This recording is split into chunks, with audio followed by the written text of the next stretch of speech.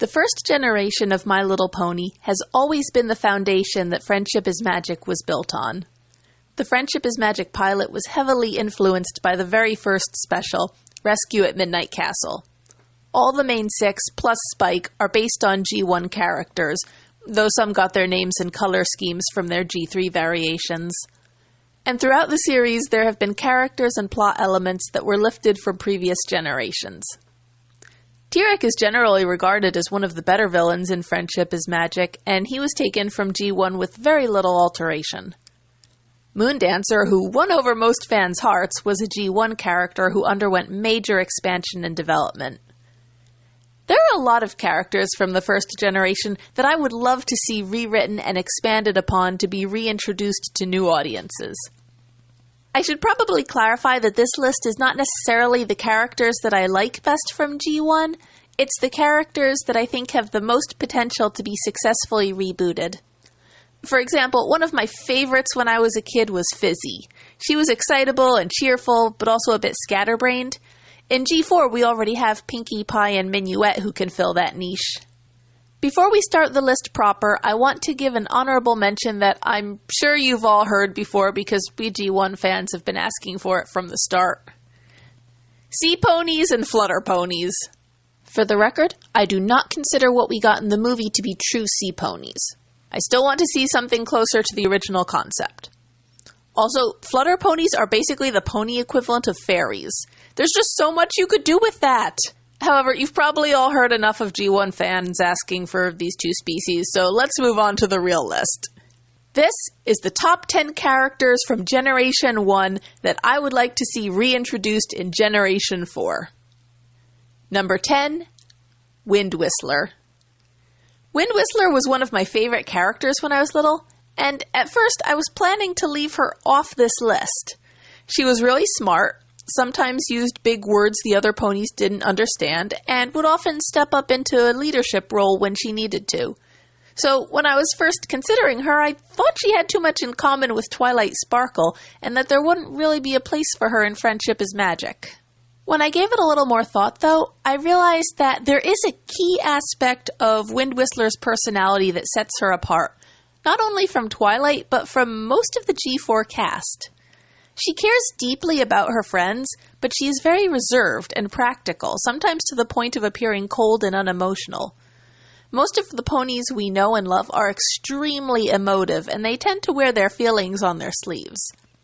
There are a couple exceptions. Big Macintosh and Maud Pie are both very reserved and have difficulty expressing their emotions, but neither of them is quite the same as Wind Whistler. Maud is reserved to the point of being almost robotic, often played for comedic effect. And Big Mac is so shy and quiet that he scarcely ever speaks to any pony. Wind Whistler was talkative and social. She enjoyed chatting and having fun with her friends as much as any pony else. But she was also very logical.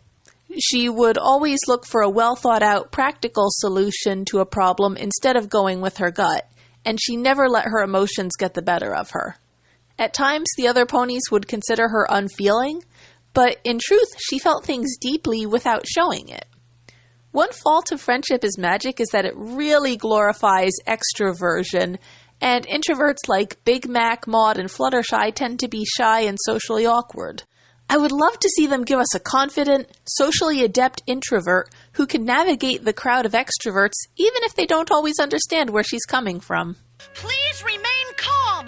Calm? Calm? Only someone with no feelings could remain calm at a time like this. I meant that we need a plan of action. Number 9, Katrina. Katrina was the villain of the second TV special, Escape from Katrina. She got magic power from drinking a witchweed potion, but the potion was highly addictive, and when she couldn't get her fix, she became violent, so she tried to enslave other creatures to work sweatshop style to keep providing her with drugs. I mean, potion. But she really is a stand-in for how drug use can ruin a person's life. Her friend Rep laments how she used to be a nice person before her addiction. Since Capper was introduced in the movie, anthropomorphic cats are canon in this universe. Since the trailer for Season 8 looks like it's going to incorporate some elements from the movie, I think Katrina would be a great way to work Capper's species into the story. Oh, Katrina, You've grown so cold. That's it. Cold. I'll make a snowstorm.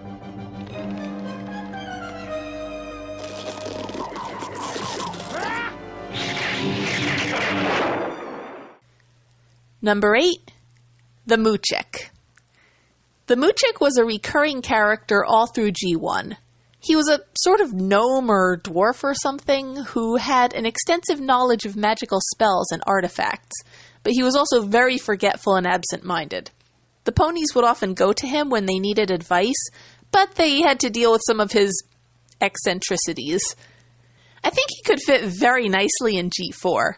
Let's say Twilight was researching some old artifacts and heard about the Moochick, who was the only creature who knew all about them, so she had to go seek him out, but then she had to try and get information from an eccentric hermit.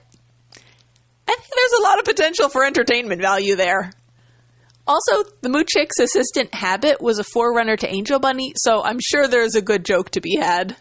Oh, let's see. Oh, well, it's around somewhere. Now, where did I put that thing? Where is the... Oh, I know it's around here somewhere. I just saw it now. Where could it be? I have woken it. I just had it yesterday. Ah, there it is. I knew I'd find it. Oh, there's a lot to be said for a well-organized library. Number 7, his elevated eminence. This character is a mountain. He is a living, talking, sapient mountain. I kind of feel like that's enough. It's something I could imagine existing in Equestria, and there's a lot that a creative writer could do with a living mountain. Like, he has tunnels leading through him and can guide people around inside of himself. That's really interesting. His elevated eminence is the ruler of the Purple Mountains. Because he is made of stone, he relies on a magic gem called the Heartstone to enable him to have feelings and experience kindness and compassion. If anything happens to the Heartstone, he will become cold and hard. Come to think of it, the Heartstone may be a forerunner of the Crystal Heart. Actually, now that I'm really giving it some thought, the Crystal Heart of G4 really is a combination of the Heartstone and the Sunstone, both from G1. The Heartstone is a heart-shaped crystal with magic powers tied into emotions, particularly positive emotions of kindness and love. The Sunstone protects Flutter Valley and influences the climate so that it's always warm and sunny in what would otherwise be a harsh and inhospitable area. That's a topic for another day. I'm getting sidetracked. In the show, his elevated eminence creates a guard dog named Crunch to protect the Heartstone, but accidentally forgets to put any of the Heartstone into Crunch himself. So Crunch turns out cold and cruel. His elevated eminence aids the ponies in giving Crunch a heart, but he risks his own ability to feel in the process. Again, I feel there's just a lot you can do with a character like this, and there's a lot of story possibilities. Greetings! Excuse me, whoever you are, but do you know where we can find his elevated eminence? You're standing on him! Remarkable. This entire mountain is a living sentient being.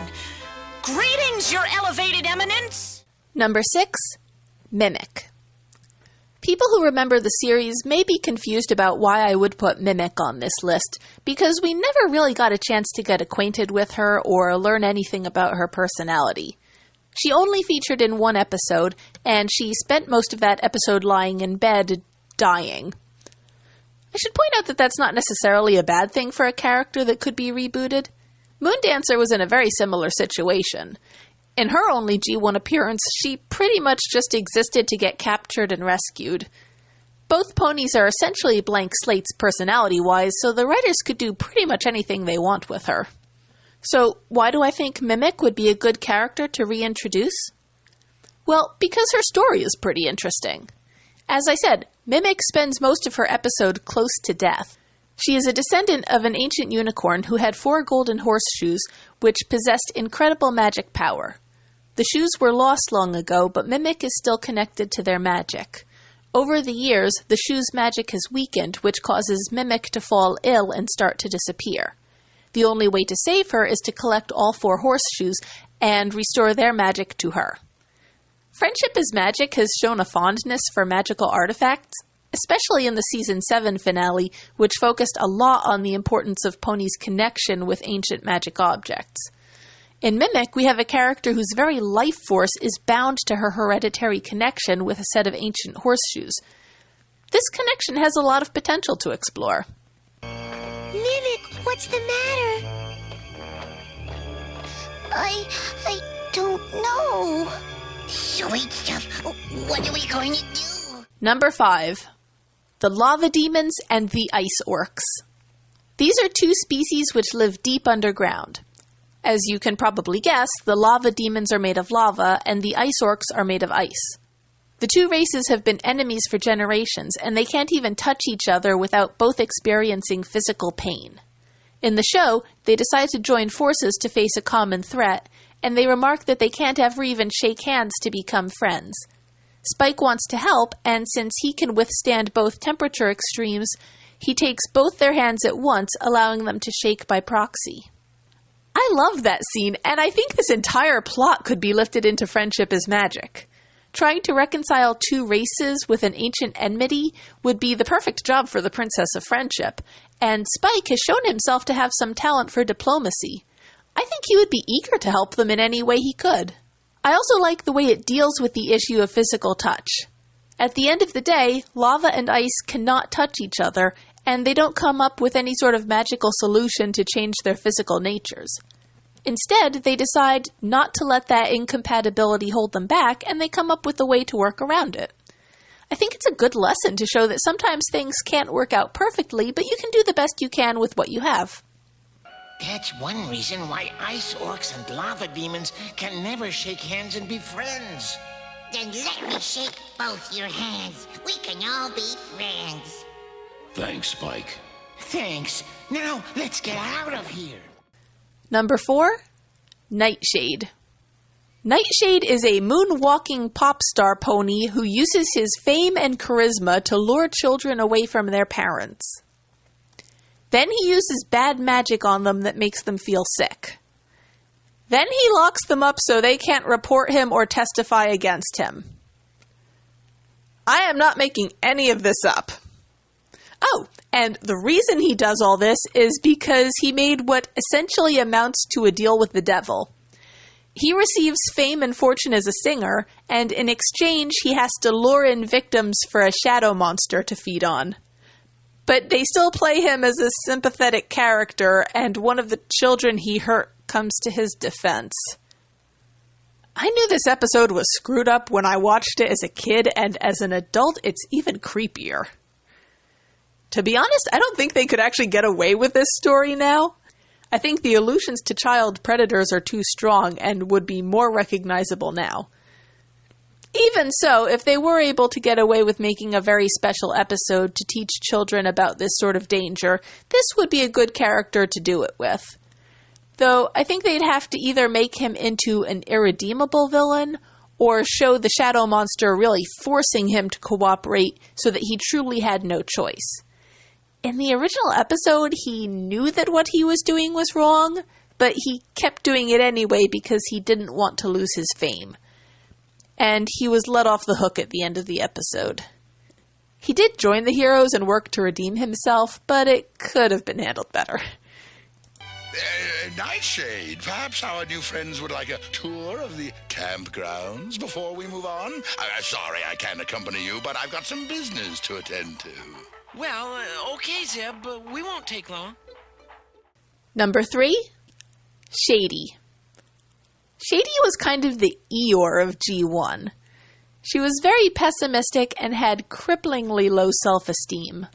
Occasionally the other ponies seemed a little impatient with her, but for the most part they were all understanding and supportive, which was really nice to see.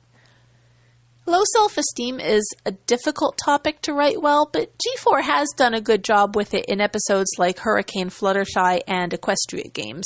Even so, both Fluttershy and Spike's conflicts were different than Shady's. Fluttershy has social anxiety, but when it comes to things like caring for animals, she knows her strengths and is confident in her own abilities. Spike places a high value on others' opinions and is very worried about letting them down, but with support from his friends, he is generally cheerful and carefree. Shady, on the other hand, simply has a very low opinion of herself. She doesn't think she's good at anything, and she thinks she'll mess up whatever she tries. She could easily be read as a character struggling with anxiety and depression, and I think that, if well written, she could be a very relatable, sympathetic character in G4. I'm just sad. We haven't found Spike and Lickety Split. I guess I'm a failure. A failure. Yeah, you failed. Oh, yeah. You have to agree with everything I say. Yes, I do. Bush Willies agree with everything. Always, all the time. Yes, we do. Yes. Number 2, Grogar. Yeah, you probably knew he would be on this list. A lot of G1 fans have been hoping to see him, especially since Tyrek was rebooted for G4. Grogar is simply one of the more threatening villains to appear in the original series. He had powerful magic and was a strong physical fighter. He had an army that served him, and he planned to enslave all of the ponies and their friends. Also, he came very close to winning. He successfully imprisoned most of the ponies and nearly took over all of Ponyland. The ponies just barely managed to defeat him, and it took luck, skill, and intelligence on their part to manage it. Some people say a hero is only as impressive as their villain, and this is definitely a villain to impress.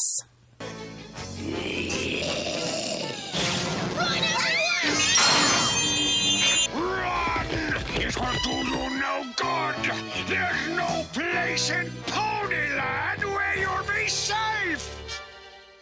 And the number 1 My Little Pony character from Generation 1 that I would like to see reintroduced in Generation 4 is Gusty. Gusty was one of the more popular characters in G1. She featured heavily in both the movie and the series. She was strong, confident, and capable, and she would often put herself in danger to protect her friends. All of this on its own would be enough for her character to deserve a reintroduction, but there's one other reason why I think she has an especially good potential to be adapted into Friendship is Magic. Now, we all know the 3 main pony races and what differentiates them from each other. Earth ponies are the fastest and strongest. Pegasi can fly, and unicorns can do magic. These specialized skills go all the way back to G1. There's a scene in the original movie where the ponies need to get across a chasm. Magic Star, an Earth pony, is strong enough to jump the distance, even carrying 2 passengers. Wind Whistler, a Pegasus, flies across, and Fizzy, a unicorn, states that she cannot jump that far, but she uses magic to get across. Also carried over from G1 is the fact that unicorns, for the most part, can only do certain specialized magic tricks that match their particular talents. So why is this important? Well, G4 added another special distinction into the mix. It gave Pegasi the power to manipulate the weather. In Friendship is Magic, all weather is controlled by Pegasus ponies, and there are Pegasi who build their entire careers around weather management. It is a magic skill which is entirely the domain of Pegasus ponies. You want to know what Gusty's special talent was? Wind magic. She had the power to make winds blow and control them. Think what it would mean in Friendship is Magic to have a unicorn whose special talent was weather magic. She might face prejudice from Pegasus ponies who felt like she didn't belong. She might be discouraged from following her special talent. There might be Pegasi who tried to be nice and inclusive but kept running into logistic problems because they never thought to allow for a weather worker who couldn't fly. She might struggle because she could only manage wind magic, but the job required other skills like cloud manipulation that she didn't have.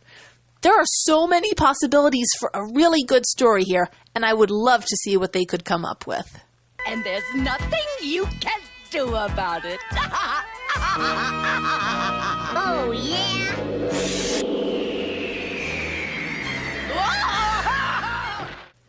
So that is my list for the top 10 G1 characters that I would like to see reintroduced in G4. Friendship is Magic has always drawn on the earlier iterations for characters and ideas, and that well is far from dry. I hope to continue to see the writers expand on Equestria's peoples and lore, and I am looking forward to Season 8.